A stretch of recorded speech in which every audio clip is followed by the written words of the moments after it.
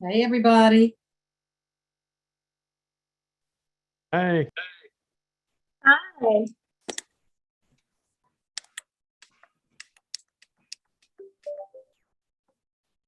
Hey.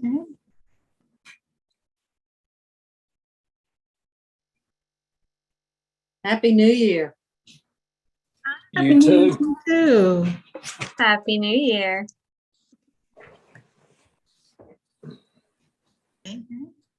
Folks, just want to remind you that we are live streaming to the Extension YouTube channel. Year. You Too. Happy New Year. Well, I hope nobody sees my most wanted poster in the post office. That's Folks, all I just got. want to remind you that we are live streaming to the Extension YouTube channel. Is anyone else hearing that echo? Happy New Year. Yes. Okay, I think I've heard myself say Happy New Year 5 times. Folks, just want to remind you that we are live streaming to the Extension YouTube channel. We're in a vicious loop. Is anyone else hearing that echo? Hold on, I'm gonna fix it. Okay, I think I've heard my How's that? much better. Okay, Better.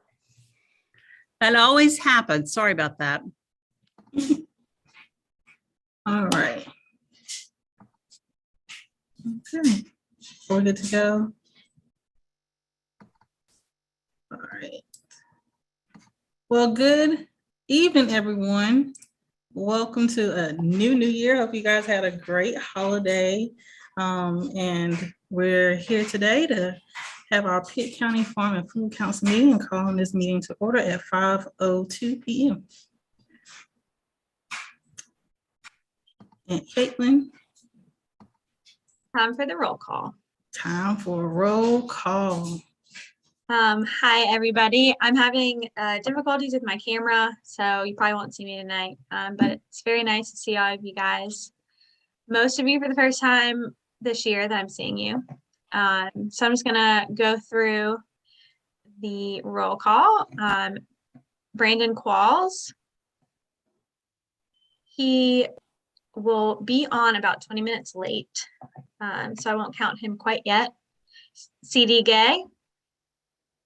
Here, present. James Rhodes. Here. Eulalia Williams. Lauren Howard. Here. Mayor Glorstein Brown.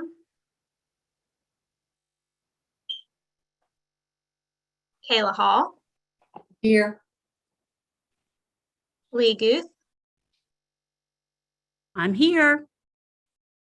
Lakeisha Pittman. Here. Pastor Mary Frances McClure. I don't believe she's on yet, but she will be running a few minutes late coming from another meeting. Billy Tarleton. Dr. John Silvernail. Hello, everybody. Happy New Year. All right, and that is everyone. Awesome. I hope everyone has had an opportunity to review the minutes from our last meeting, which was in November. So does anyone have any questions or corrections? Madam Chair, I'll just help fill in one of the blanks that was in there. That was the comprehensive plan, Caitlin, that I think you had a blank in the minutes about. If you'll fill that in, I'll make a motion for approval. Yes, thank you. So it was the comprehensive plan? Yes. Okay. Comprehensive land use plan to be specific. Use plan. Got it. All right. Do we have a second to approve the minutes for November? Yes, from Lee. Thank you. We have a motion and a second to approve those minutes for November. All right. So wanted to introduce wanted wanted to introduce any guests that we have on tonight. If you would please just share with us a little bit about you, your name, and where you're residing from, and what organization you might be working with. So I know we've got Keith on, and then M.E. Williams. Do we know who that is? That's Marcia, isn't it? Oh, that would make sense. Then let me change her to being present tonight.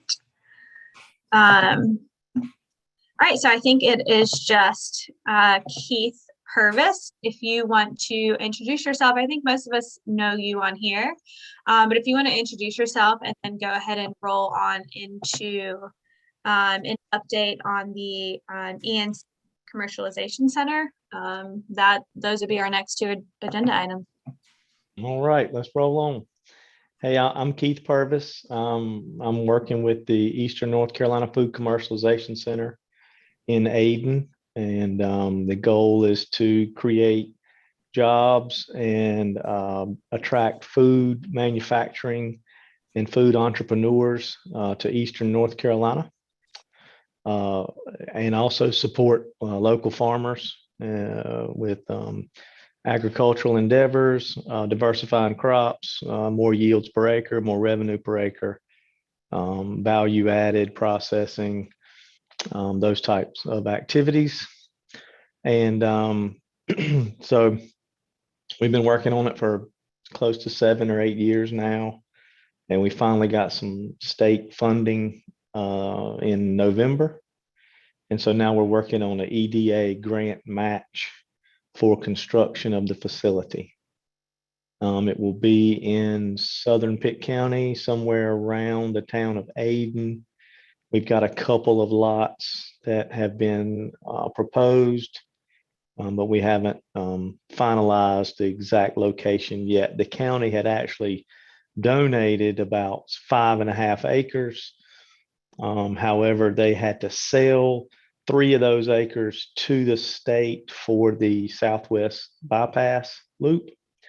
And therefore that lot was is going to be too small for us to use at this point. So we're going to have to pivot a little bit on that. And we're looking at maybe somewhere in town or out towards the Minges bottling group location on 11. So that's where we are. We're working to finalize the EDA application right now. We have to do some engineering and some planning for that. And also working on a Golden Leaf grant and a grant with the Cannon Foundation. So that's about where we are, probably on track to be operational spring of 2023. We've been preliminarily approved for the EDA grant. So we feel pretty good about that. And the state gave us a little more than we had anticipated. So we're probably ahead of schedule as far as funding goes. If you count being 7 years behind ahead of schedule, then we're ahead of schedule. So, but I'll take any questions anybody might have about it right now.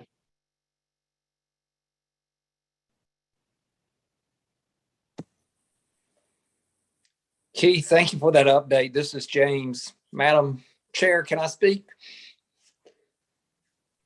Yes, sir. All right. Well, Keith, I appreciate the updates because I would think I would have known all this, but I had no idea that the county had sold more than half of your property for years and years. I just assumed I knew the exact location where you guys were going when the state came through with the funding, but I've been misled. So thank you for giving me that idea that it's not in the Worthington Park then, so it might be down at Minges is where you actually land. Is that right?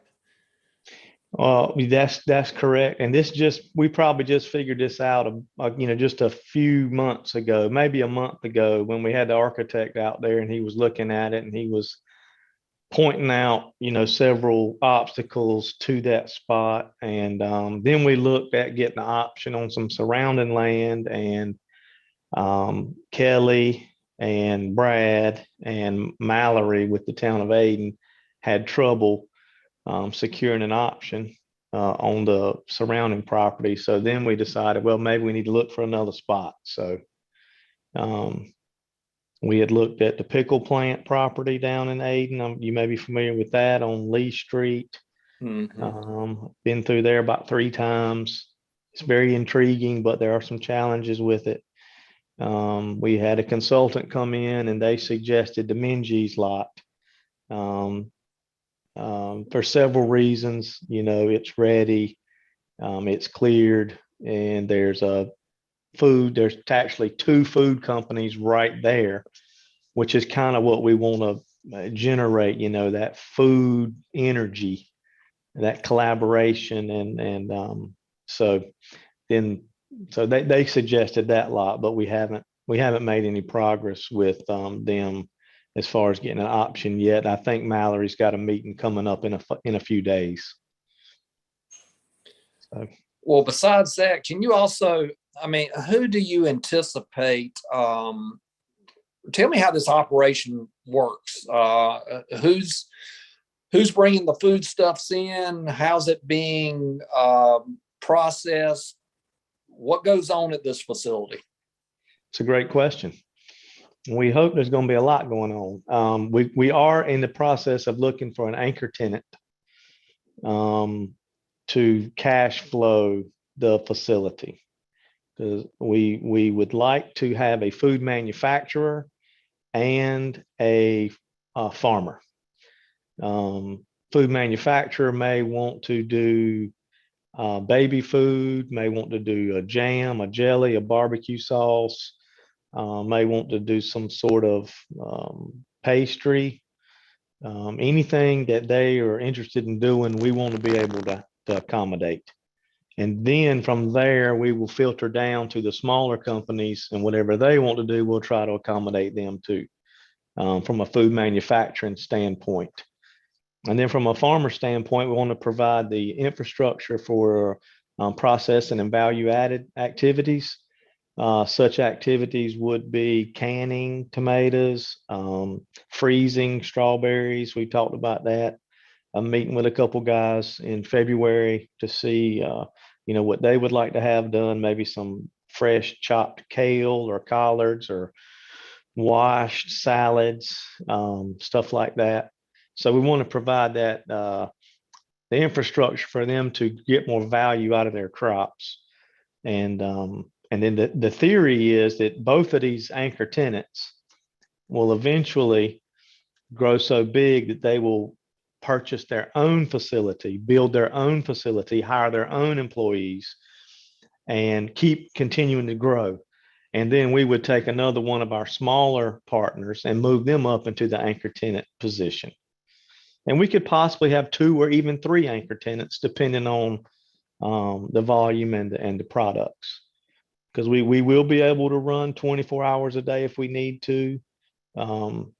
So we're gonna leverage the investment that the state's made to generate the greatest possible return for Pitt County. That's for sure, and the surrounding counties. We're included in the proposal. We're including the 7 surrounding counties also.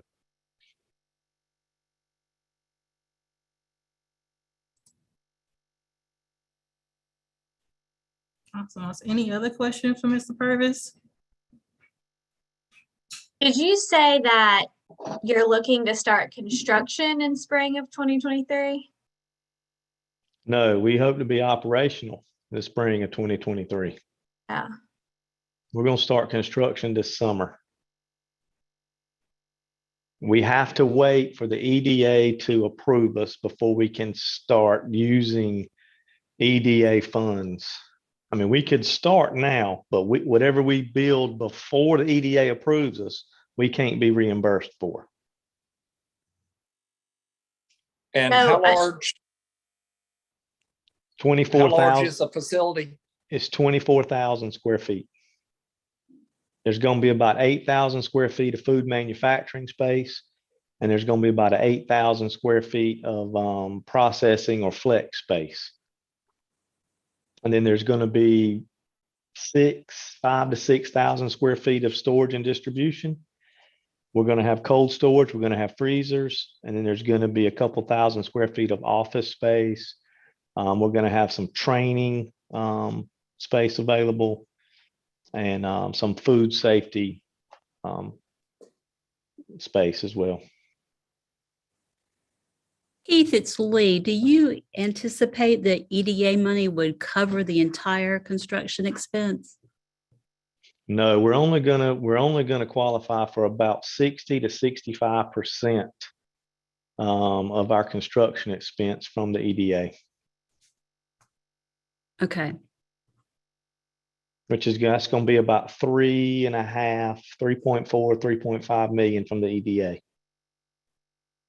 And would the state legislature money complete that? It will.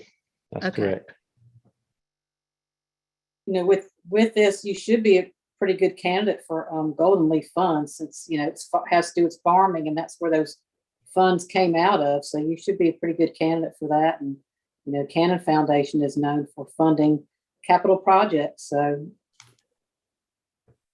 Yeah, both of those groups have been very positive. We've just submitted our stage 1 Golden Leaf application, and the Cannon Foundation advised to submit in, I forget, March maybe, when their next round comes up. So yeah, we feel pretty good about both of those.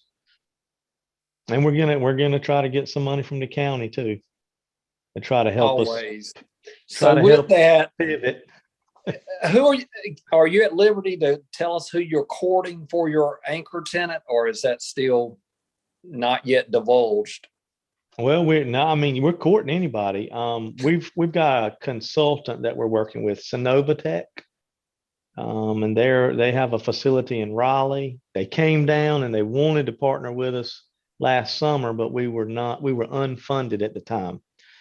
And so they actually had to use a facility in Middlesex, which is kind of unfortunate, but they're growing pretty rapidly. So they would probably be at the top on the short list, Synovatech.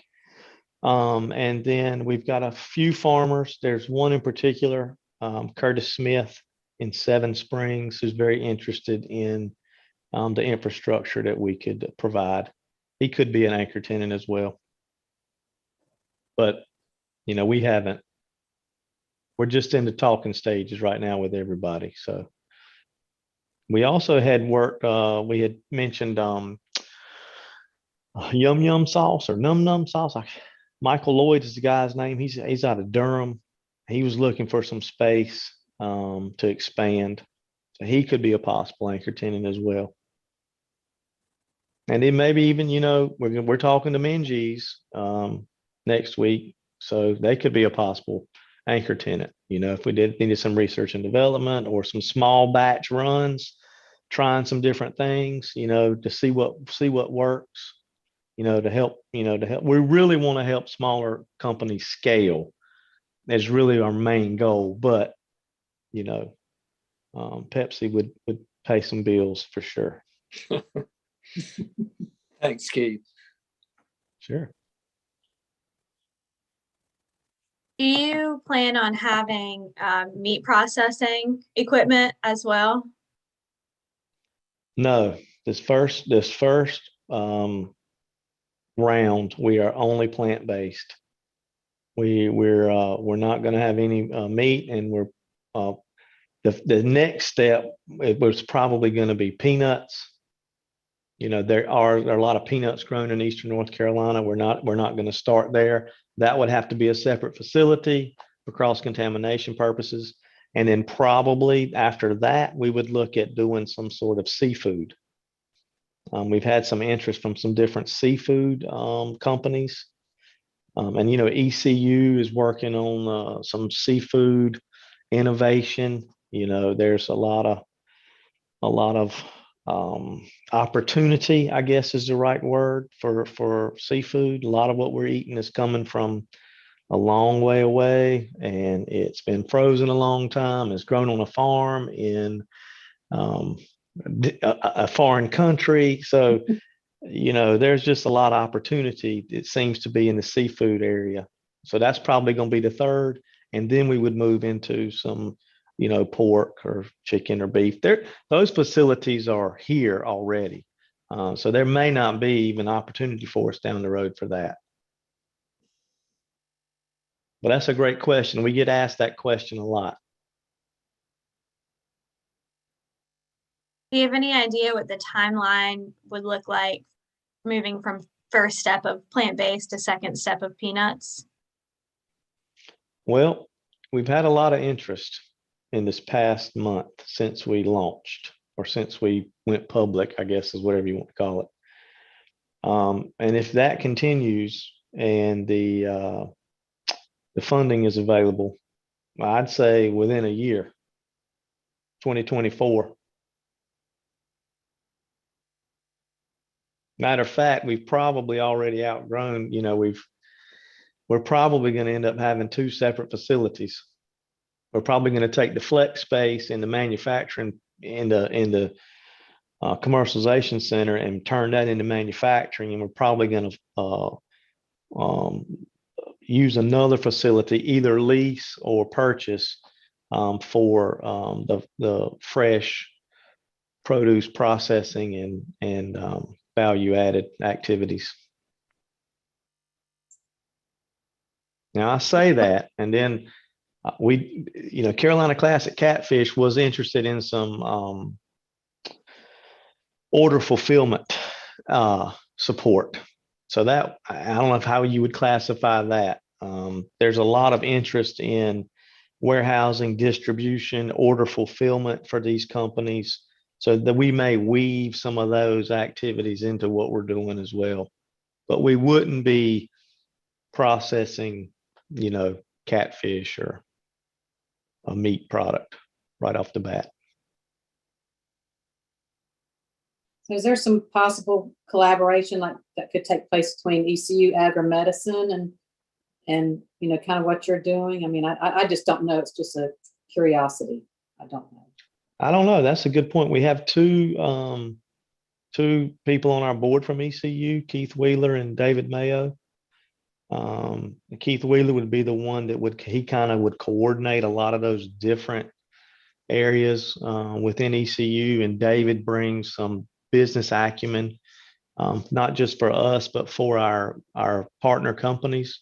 We're going to help them with business plans and financial planning, accounting, marketing, the whole 9 yards. So it's not just, the infrastructure that we bring, it's also some expertise. This sounds Good. great. Very exciting. Thank you. We agree.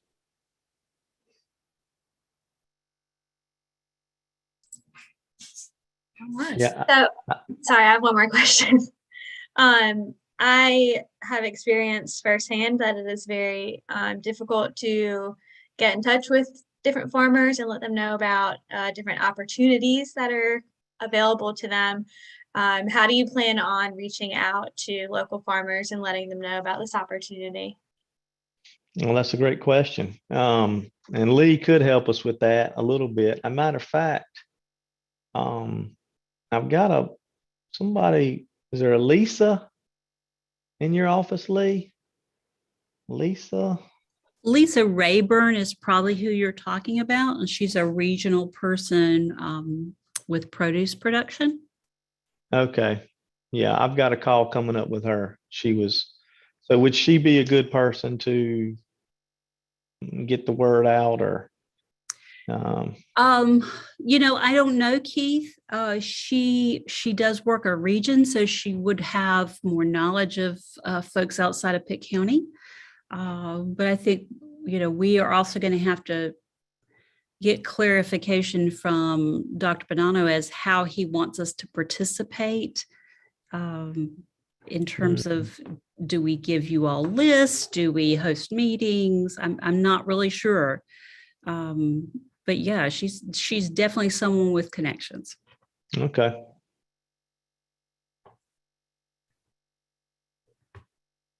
So we'll start with her, Caitlin, and see what she can come up with. Awesome. Well, good luck and let me know how it all goes. No, I'll we take any will. tips from you. Sure. All right. Well, anyone else have any other questions?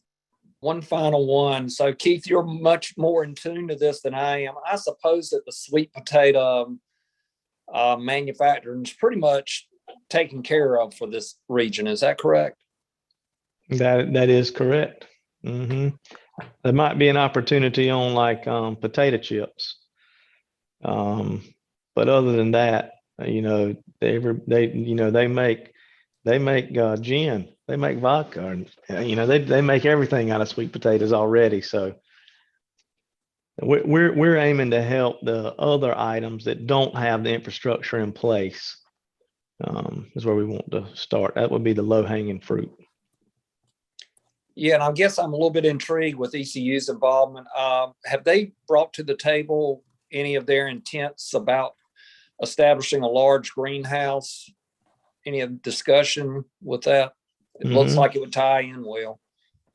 Yes, they have. And it does look like it would tie in well. Absolutely. Madam Chair, I'm done. I'll talk with Keith another day. Anytime. That is quite all right. Does anyone else have any questions? Thank you, Mr. Purvis. We really appreciate it. All right. Thank you, guys. I'll see you later. Yeah, Have fun. good morning. Yeah. Thanks, Keith. Let's see here. All right, next on our agenda is we have the mini film viewing, Growing Connections for Farmers in Northeastern North Carolina. Caitlin, would you like to speak about that? Yes. So Community Food Strategies, which is an organization that has helped us over the years. They have awesome training and we've got grant funding from them. They connected with local food councils to put together different ways to connect farmers and just people in the food atmosphere. And so for Northeastern North Carolina, Mary Jane Lyonnaise, who lives in Pitt County and has worked with our different groups, worked with Abby Piner of Community Food Strategies and Chester Williams of ABC2 out of, I believe it's Halifax County. And they put together they worked with a videographer to put together a short film. It's only about 7 or 8 minutes. I just received the link today, so I thought it would be a good opportunity to watch it with you all. There was a viewing party last week where we watched the film and then had breakout room discussions. It was really great. But I thought it would be also really good to watch right after we heard about the ENC Food Commercialization Center, because a lot of the follow-up discussions after the film were around infrastructure and how these farmers can be supported. So I don't know. So the link in the agenda is actually a link to the video. Lee, do you think that you could click on that and play that? Okay, I'll have to figure out how to do that. Okay, and if you want to allow me to share screen, actually I think I can. I can give it a go. I don't know if my internet connection will be as good as yours. I have shared screen with you. Okay, I'm gonna share my screen and give it a go. Let me just open it up. And like I said, it's only 7 or 8. I think it's 8 minutes. So here we go. Can you all see this? Yes, ma'am. Okay. I'm probably gonna go ahead and have to click on it and then I'll make it full screen. Hold on.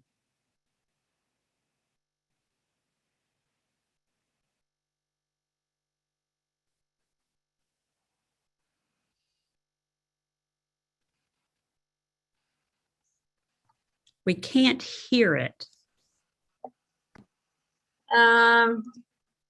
Okay. Let me see. Did you share your sound when you shared your screen? That is a great question. Now I can't find my, share sound. Okay. Let's try this again. Let me know if you can hear it. Growing up, how I used to help my father grow produce and sell it in the street. And a lot of open land, tobacco farms, beans, wheat, things like that. A lot comes to mind when I think about farming. I think of very generous, passionate people who are driven to work not only for their farms and their families, but to provide for their communities. Our clothing, our homes, our energy, all are tied to agriculture. We couldn't live without farmers.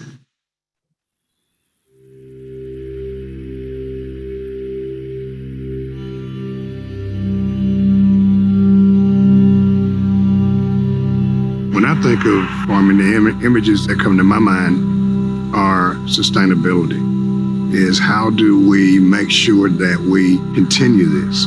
How do we get farmers and the community to understand the importance of locally grown vegetables? Farmers are really the backbone of everything. If you don't have any farms, you don't have food. And you don't have food for everything. I think a lot of people just don't know how much time and effort is really involved year-round that is invested, from them. It's going to provide local produce for the community, and growing local often makes it affordable and accessible, to people in our area, in our community.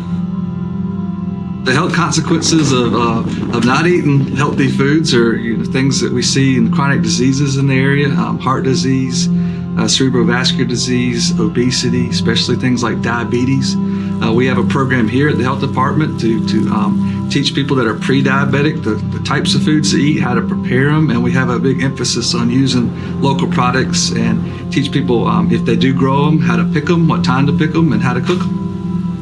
One of our biggest goals here is to provide more fresh fruits and vegetables to families. And we do that by identifying farmers in the area that we can purchase produce from. And we use that produce to distribute to our families. The food bank operates by receiving donations, both from corporate partners, local farmers, and individuals that donate. We store food here and then distribute it from our own food pantry. And then we also work with 100 other hunger relief partners throughout 15 counties in northeastern North Carolina. And annually, we're providing over 7 million meals currently. Right now, we rely on a globalized food system in which we depend on large-scale commercial farms to feed us. Large commercial farms are experiencing soil degradation, water depletion, and this is starting to result in the worsening quality of fruits and vegetables. This is why it's important to support local regional food systems that can improve our wealth by increasing economic activity in the region and improve our health by increasing access to fresh fruits and vegetables that are sold and harvested as close to the source as possible. Buy locally and choose locally whenever possible. Money that's spent with local farmers will then recirculate within a community and only benefit that community more the more times it gets circulated. The most beneficial part of having a farm on school grounds has been the involvement of the students, giving the students an opportunity to take what they've learned in the classroom and horticulture classes and actually apply it in the fields. We became the first GAP certified, vertically integrated, student-led farm in North Carolina. we operate under the Farm to School Federal Initiative, and under that initiative, students are supposed to be responsible for the farm, planting of it, managing the crops, spraying, harvesting, marketing, all aspects of it. The students are very involved in the farm. Halifax County Schools has a lot of acres that's available to us, and we would just like to expand out and do more of just what we're doing right now. We have hired youth from the middle school. And what we've done, we've provided abilities for the youth to get entrepreneurship skills, management skills. Basically, we just have to continue to purchase from local farmers. Our farmers are aging, and soon we will need a new generation of farmers to take on this responsibility. What do you think counties can do to support food infrastructure? I think that counties in the region need to see food infrastructure as critical infrastructure. There's a lot of talk about infrastructure needs in rural areas. We talk about roads, we talk about the electric grid, and all of those things are important. Food infrastructure is equally important because what's more fundamental than the ability to feed ourselves as a region? We need to make the case that investing in our region's food system and food system infrastructure is important for the environment. We're rural counties, we depend on our environment. Small-scale, sustainable agriculture can be supported in this region if we build the infrastructure to support it, so that the only kinds of agriculture that survive aren't necessarily large-scale, chemical-intensive and carbon-intensive agriculture, but instead smaller-scale agriculture that through intermediaries such as food hubs can still serve a lot of people. I guess as a chef, I think it would be beneficial to have some sort of intermediate area where vegetables can be washed, processed, almost like a produce section of a grocery store. You know, you don't go into a grocery store and see the roots still on the vegetables. You don't see the dirt still on them. They've been washed, they've been processed. If we could create something like that where it goes through that process and then is delivered to these various restaurants would be super beneficial. I think supporting local farmers is a solution to feeding our community at this point and educating our community. Our focus has been on micro market farming, meaning that small farms less than 7 acres. Market farming, meaning that they grow for the market. So we don't put anything in the ground unless we have a contract for it. Food has become cheaper and cheaper, and this is making it harder and harder for our local farmers to make a profit. We as a region can support our youth in farming by ensuring that they have access to the resources that they need to thrive. I think the biggest thing that local officials can do is that they can, I'm going to keep coming back to this, providing access, right? Because there are often local lands and properties that could be used for community gardens or community-like gardens. What we know is that in areas where there are gardens and where people are actively working in those gardens, crime is reduced, right? Gardens provide great stress relief and stress reduction, and so they're actually really good for areas where they're high crime if there are people who are willing to go in and do the work, and community officials can help to make that possible. Farming is important because of legacy. And so what we need to do is we need to focus on concepts and understand that the business of farming is in fact a business, and that people can actually make a living and enjoy and understand the economic benefits of farming.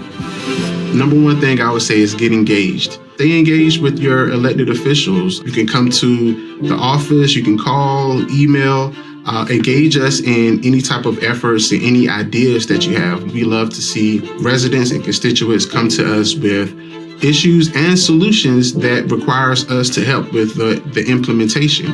We are all about bettering and improving our community.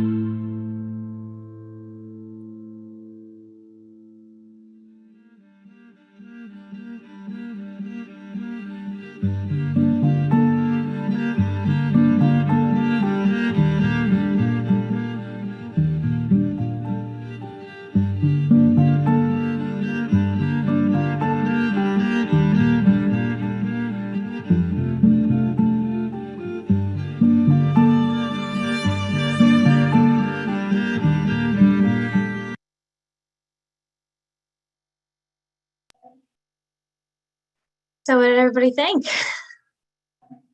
Well, I thought it was awesome because I knew a lot of the folks in that film because there are community partners across the region who we have relationships and we fund some of the grant programs. So I was really excited.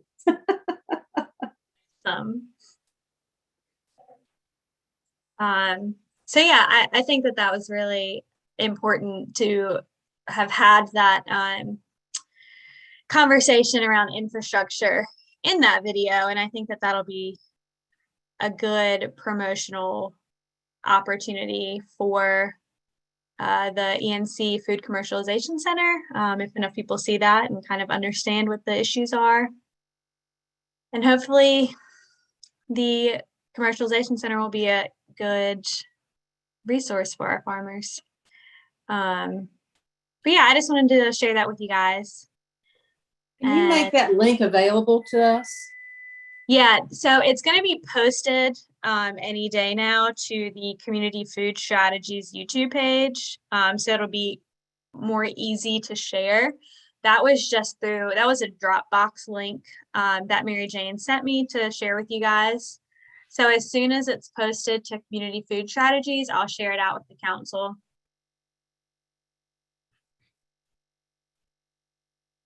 Awesome. Thanks, Caitlin. Yeah. So now we'll go into community announcements and updates. So I will go in the order of where I see you, start from the bottom and working my way up. So Miss Eulalia, you're first.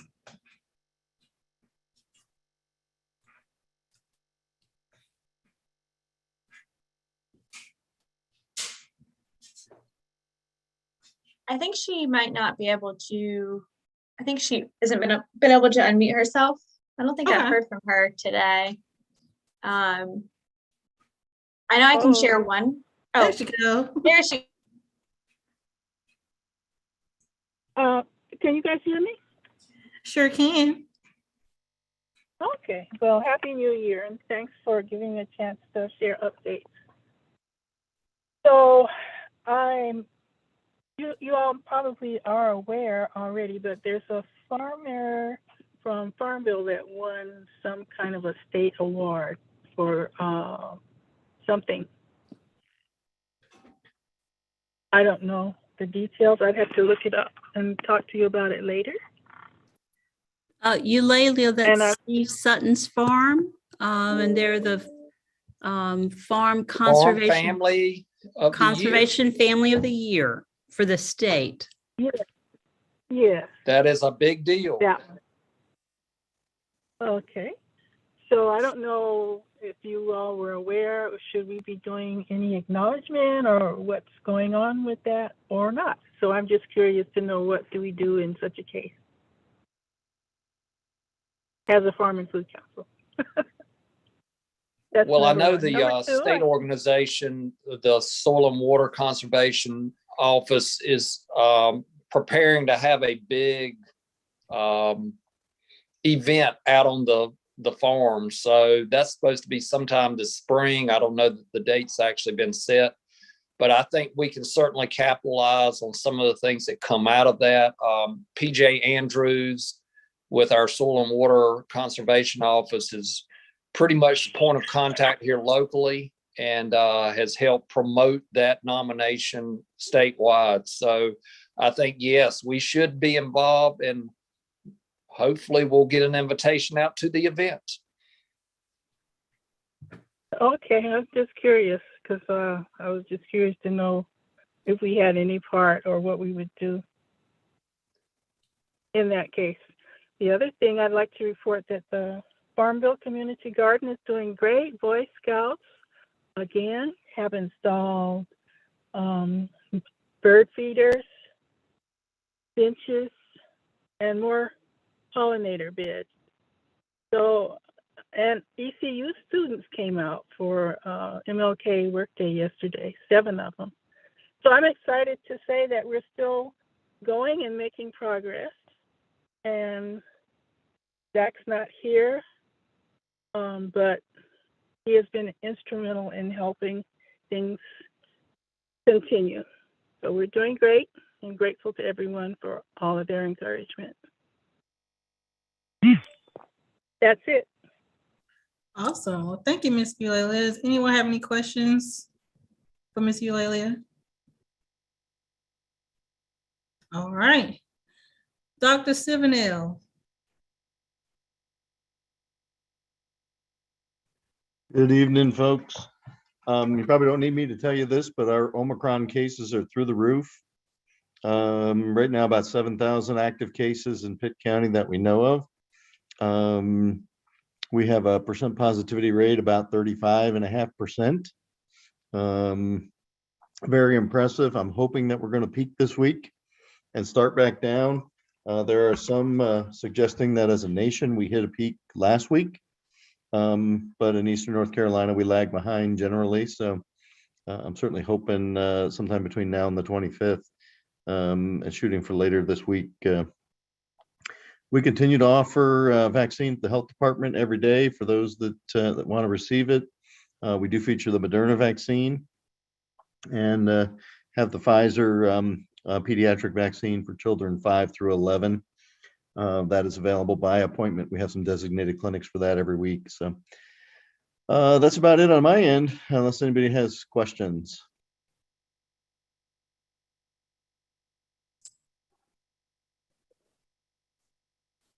Not I a have- question, but on the topic of COVID, I don't know if you guys saw that you can get free at-home COVID tests through USPS.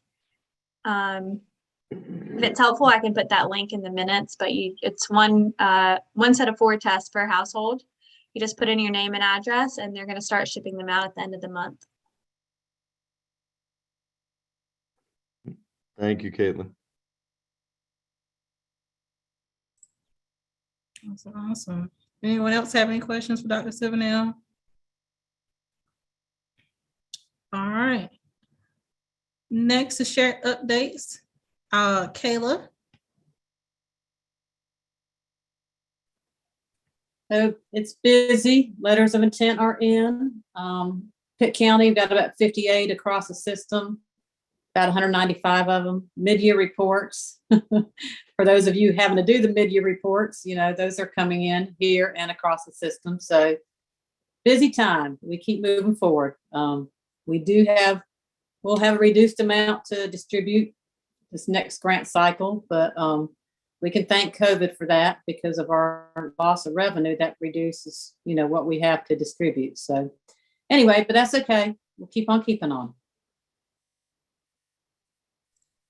Thank you for that. Any questions for Kayla? All right, Lauren. Hey there, good evening, everybody. So as Miss Eulalia said, we wrapped up our MLK Day of Service yesterday from our office. So we had around 125 students. So that was our largest since COVID. So we're happy to see that students want to actively serve, but yet still be safe with mask wearing and social distancing. So we had around 8 sites, including 2 on campus. So some of them, of course, were off site. So we had that yesterday. So thank you to Miss Eulalia, but I also want to give a shout out to our chairwoman, Lakeisha, for she was our keynote. So she was talking to our students about just passion and of course tying it into MLK, especially with the hunger initiative she did at ECU and is continuing to do in the community. So thank you, Lakeisha. And then even bigger news, so ECU linked up with Food Lion Feeds last semester, and we were partaking in what they call a North Carolina Collegiate Hunger Challenge. So we were competing amongst 10 to 12 other UNC school systems, as well as community colleges. And we won first place. With us winning first place, we were not expecting to win first place. I'll just say that. I was the mentor to a student and of course her team. And so we won $10,000, which is amazing. So that will go towards Purple Pantry, but then we also have decisions on how to really disperse that $10,000. So we don't want to just buy food and buy hygiene and household products. We want to look at scholarships and providing on-campus meal plans. So we're kind of brainstorming what we're going to do, but we're extremely excited and hopefully more announcements, and it will be hitting the news in February once Food Lion makes that announcement. So we're extremely excited. That's been a highlight of really my career thus far. So excited about that. And then we'll also be, hopefully with our COVID numbers on campus, still be able to do an alternative break experience. So that's just getting a group of students during the ECU spring break, and that will be around hunger initiatives. So we're wanting to, of course, work with the gardens such as Farmville Community Gardens, but hopefully get out there in Bethel. So Mayor Brown will hopefully be out there, as well as Mary Frances. So getting your contact information so we can get a group of students out there to help you out during that week.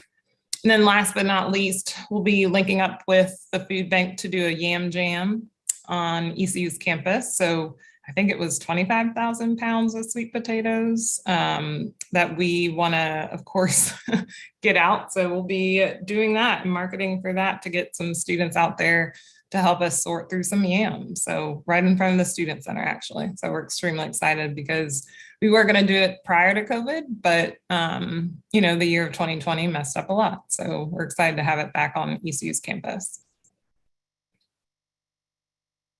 And that's And it for me. when will that be held? Do you know?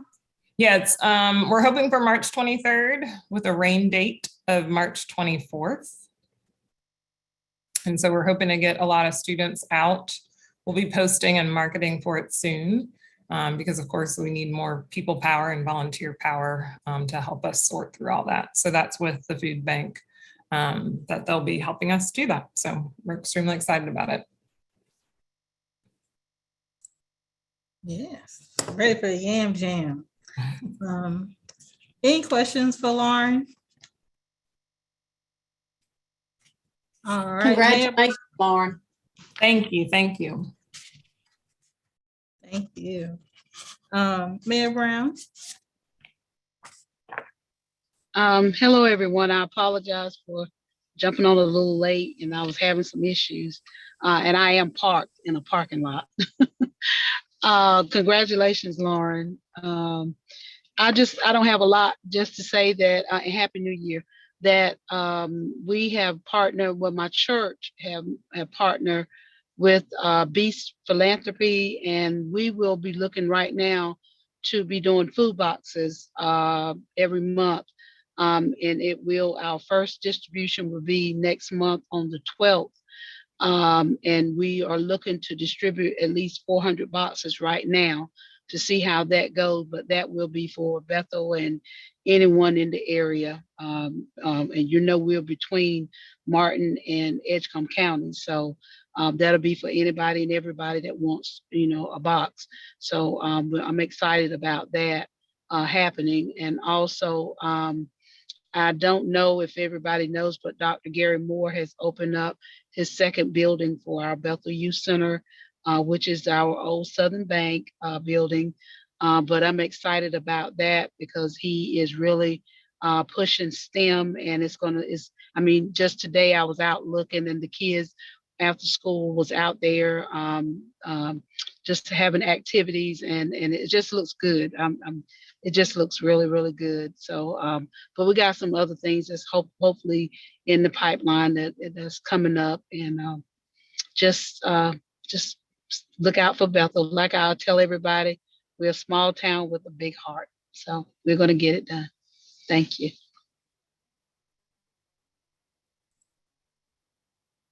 All right. Any questions for Mayor Brown? All right.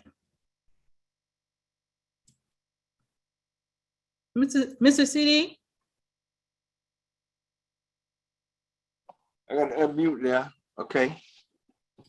So hello everyone. Welcome back this year. We don't have any real updates other than well, a couple. We did complete the food strategies grant that came from the Food Council over the holidays or just before the holidays, working with our seniors. We're as an organization with our food pantry, mobile food pantry that we are putting together. The infrastructure, the book is ready.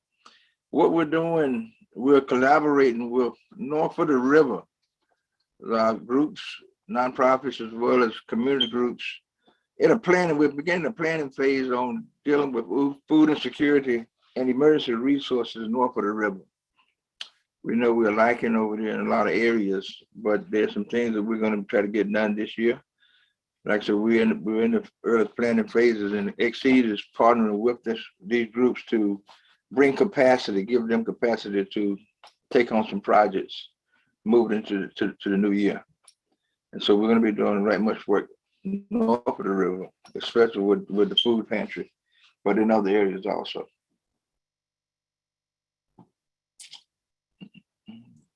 Bring in more emergency resources as well as access to healthy food to those communities north of the river. Awesome. Thank you. Thank you. And I'm putting a mid-year report. Madam Chair.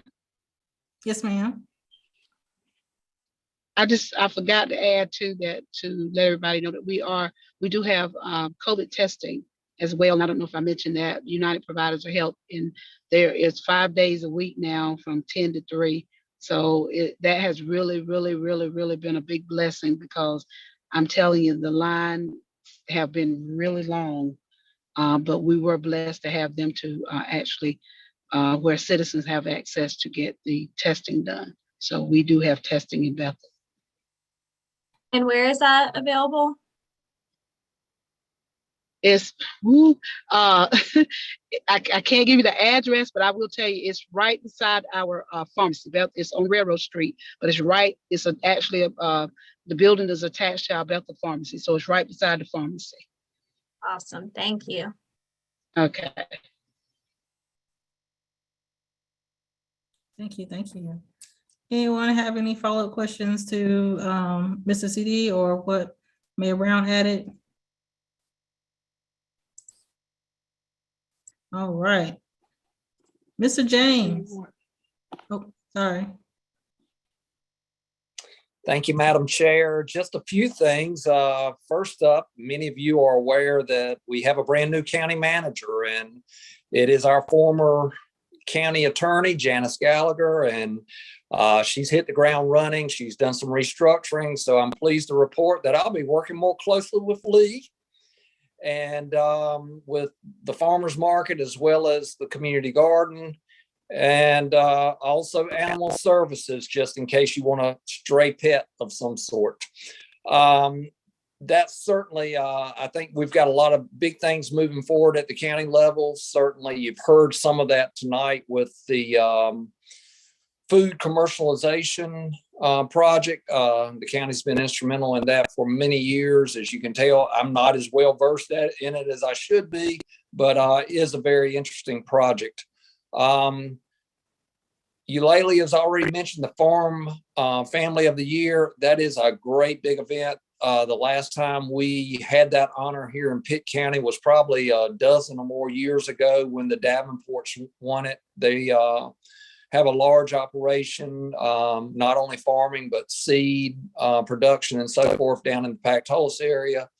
Similarly, the Sutton Farms is very diverse with everything from crafts to row crops to livestock to you name it. They just about grow, and some very nice strawberries on their farm. So a very well-deserved program, and I'll make sure that this group knows kind of the date and what type of festivities might be held with the event that recognizes them here locally. So that's all I have, Madam Chair. Thank you. Any questions for Mr. James? Yeah, are there any updates on the cryptocurrency dilemma?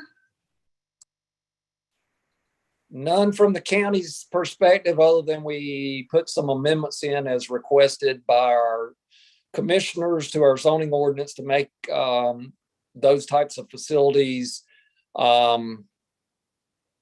they're no longer allowed within the rural residential zoning category. So they're more limited as where they can be placed in the county's jurisdiction.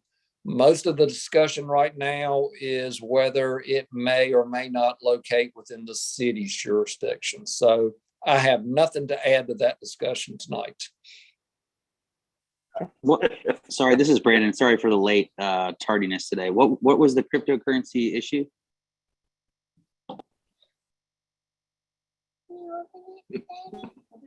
I don't know a whole lot about it. I just saw a little bit about it at the accounting commissioner meeting a couple months ago. A cryptocurrency mining company was trying to move into Pitt County, and there was a lot of debate around it. It was a very hot topic, and I know that James is probably the most with it when it comes to all of this.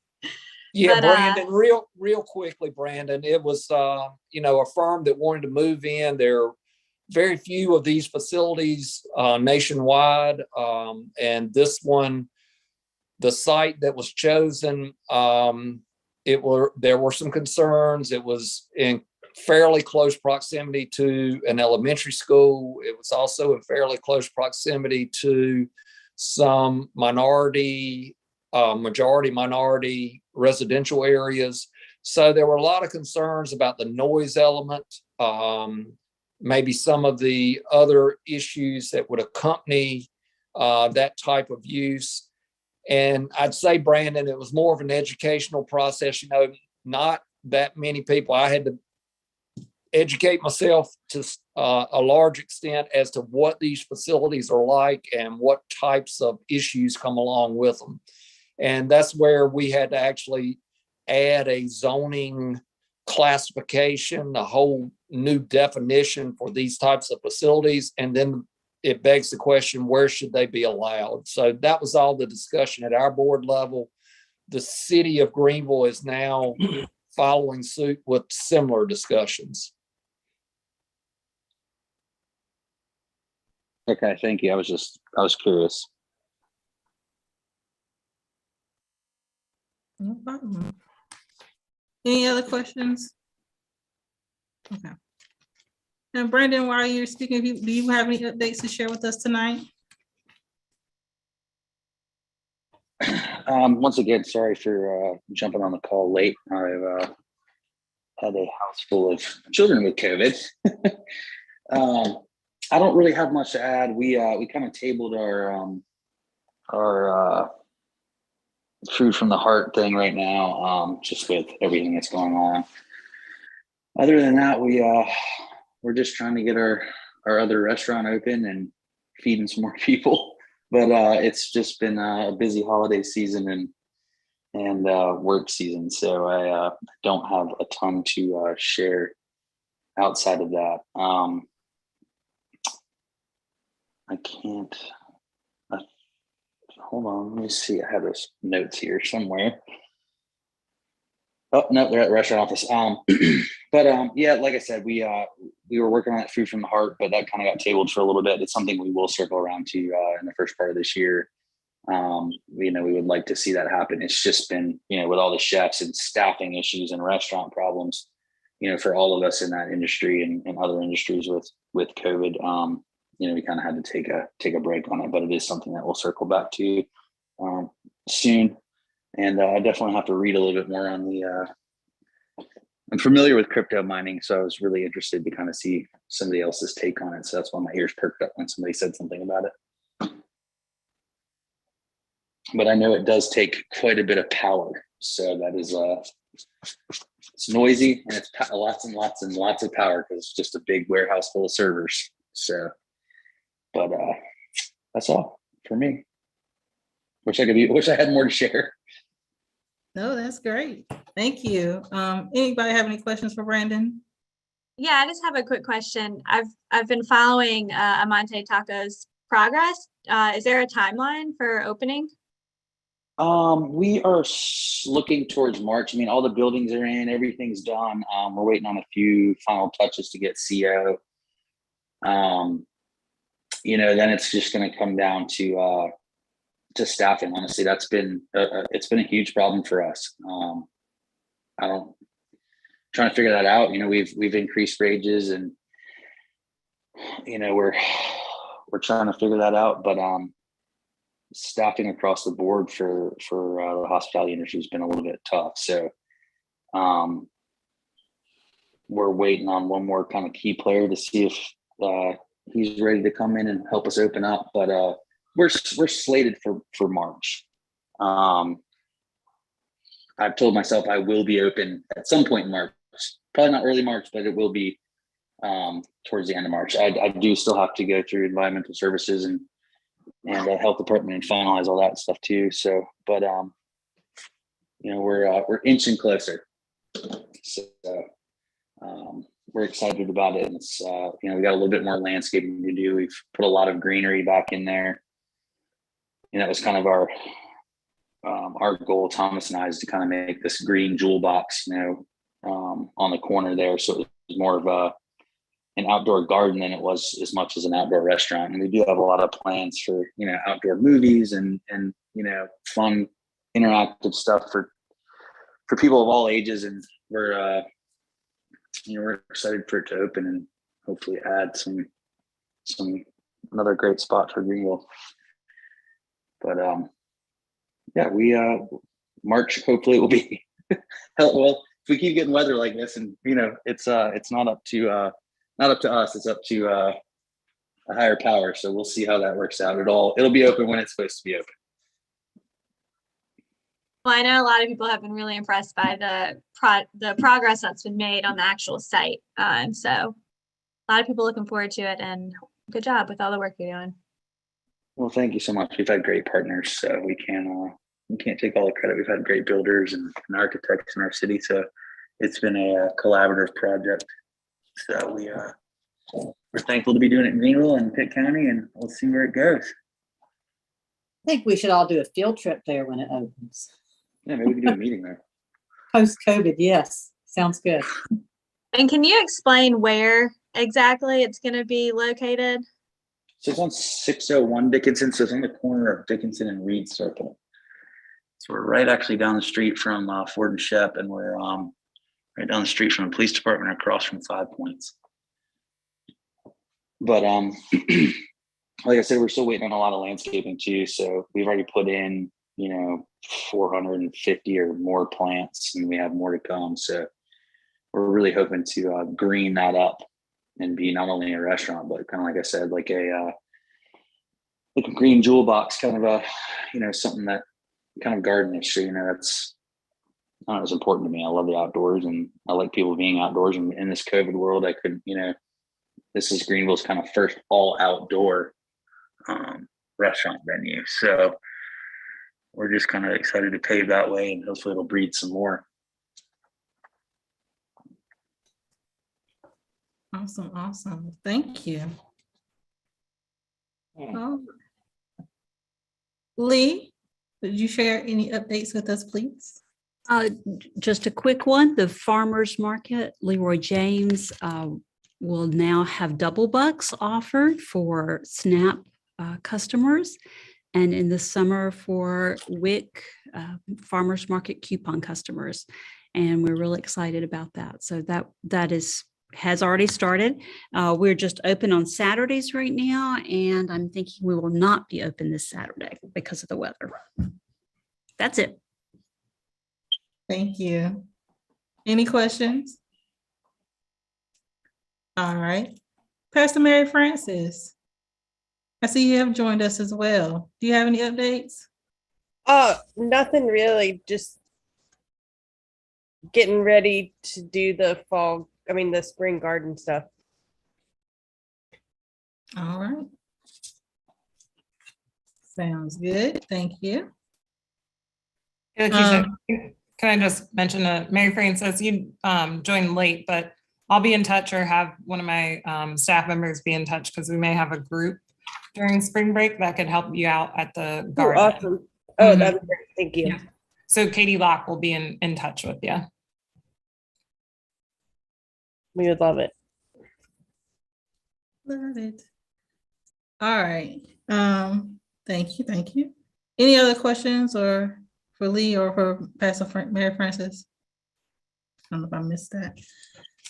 For me at the food bank, only updates I really have is Kids Summer Meals applications are open. I will add the link to the agenda for Caitlin to put in there. But that is open until March 31st. As you know, those are different sites who have typically a congregate meal that kids can come and eat on site.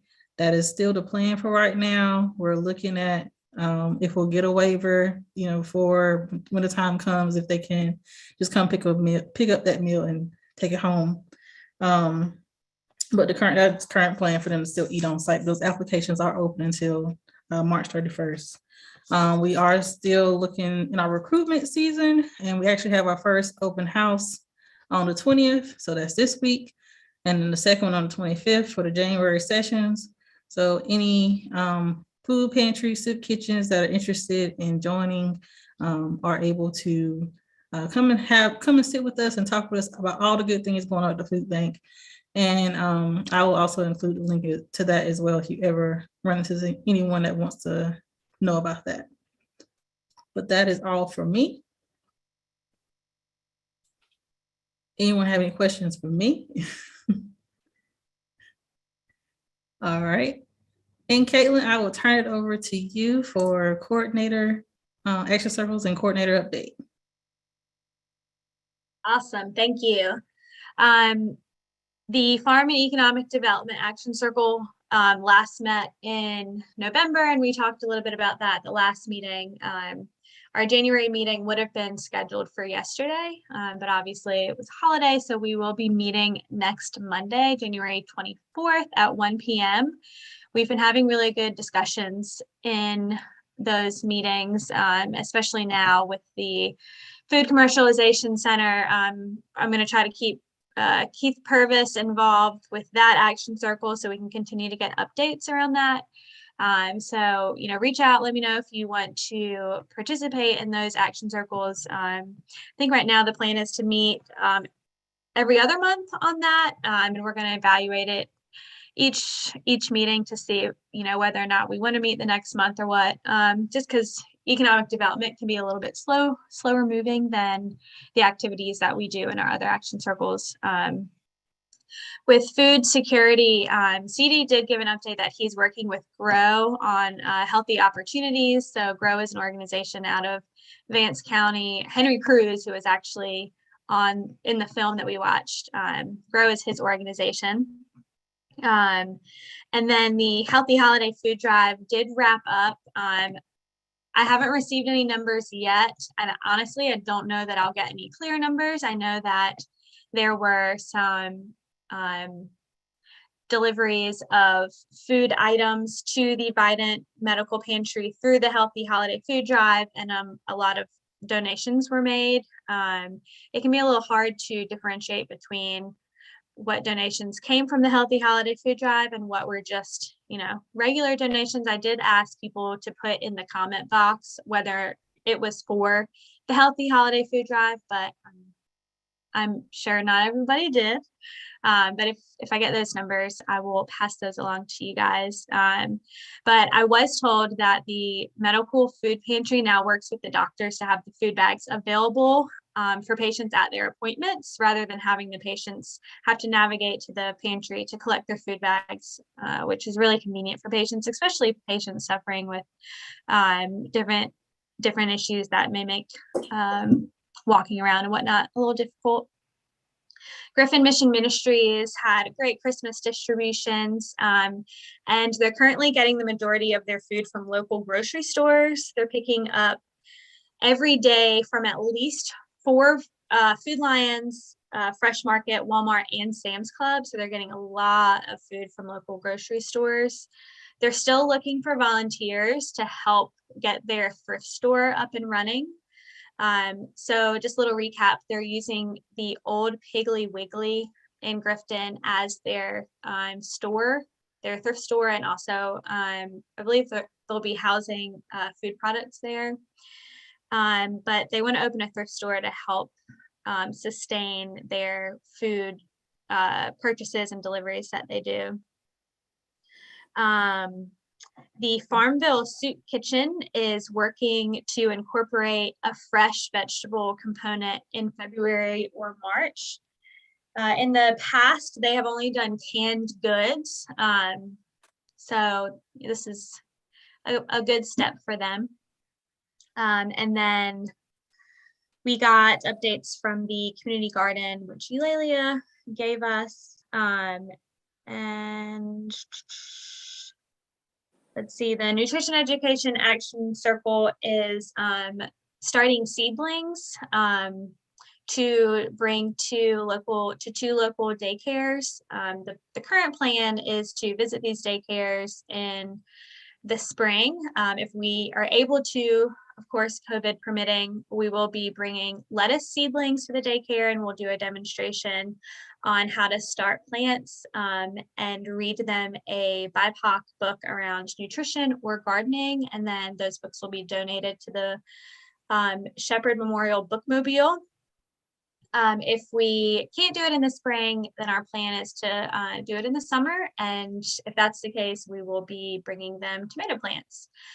So we'll be, doing the demonstration, and then we'll bring about 5 plants for the nursery to just tend to in the nursery rather than sending them home with the kids. And those are the updates for the action circles. And then I did just want to, I sent emails about a grant opportunity, which opens in February, connecting Latino communities to advance advocacy for health equity. That's what the grant is called. There isn't currently any link that I can drop in the minutes because it doesn't open till February. So I couldn't really find anything to link to it, but there was a lot of information in the email I sent out about that. So if you want to look into it, just search your email box for the title of the grant, which is in the agenda. And then the last thing I wanted to mention was the Navigating Farm Financial and Mental Health Crisis. I think I sent that out today or yesterday. Please send that to any farmers that you have contact with. I think it's a really good opportunity for them. They will get paid $100 for participating for 1 hour. And then if they want to participate in a focus group, which is another hour, they'll receive another $100. And this is really just to get information around mental health struggles that our farmers experience, particularly with farming finances. So I think this is a really good opportunity to help us learn more about how we can help in the future. And that is linked in the agenda. So yeah, those are all the updates that I have at the moment. Do you guys have any questions? I do. Your updates sparked some questions for me. Okay. Okay.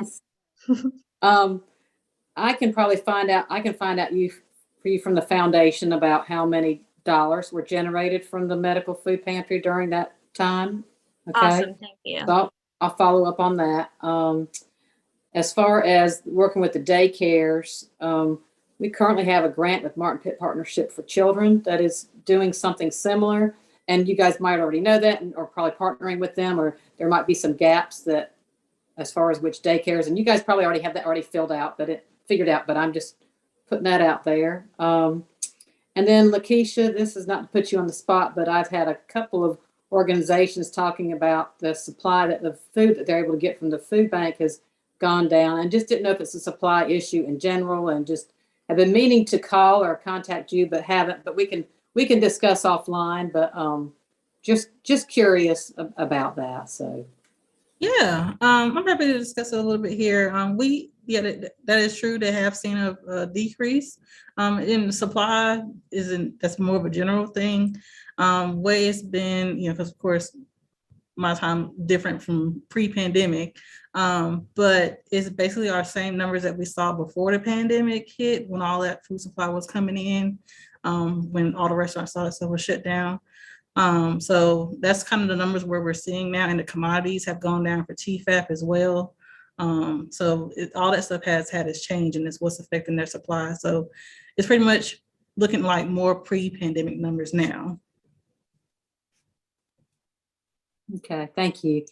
And then you talked about the the funding opportunity you sent out. I did forward that to Amex Can. Not sure if they're following up on that, but did forward it to them. And then about the mental health issues with farmers, the Rural Health Symposium is coming up at the end of February. So not sure if you guys have registered or interested in registering, but I'll get the link and send it out get Caitlin to send it out to the group in case anybody's interested. There may be, I think there's usually some things having to do with mental health and related to farmers with that. So. Awesome. Thank you, Kayla. And as far as the Martin Pitt Partnership for Children funding, we actually have not discussed that. We do have 2 daycares in mind, just because they're daycares that have had interest in gardening in the past. It's Follow the Sun is one of them. And the other one, I'd have to look back in my notes.